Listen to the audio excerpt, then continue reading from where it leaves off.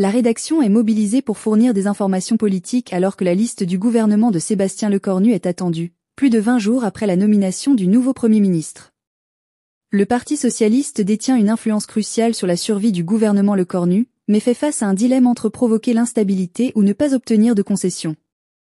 Olivier Faure, premier secrétaire du Parti socialiste, a averti que sans changement, une censure pourrait entraîner la chute du gouvernement et une dissolution. Les socialistes demandent la taxation des hauts patrimoines, la suspension de la réforme des retraites et un plan d'économie revu, mais le Premier ministre n'a pas cédé.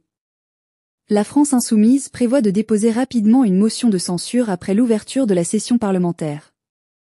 La France insoumise souhaite conserver ses 2 vice-présidences à l'Assemblée, malgré une nouvelle répartition proposée pour inclure le Rassemblement national.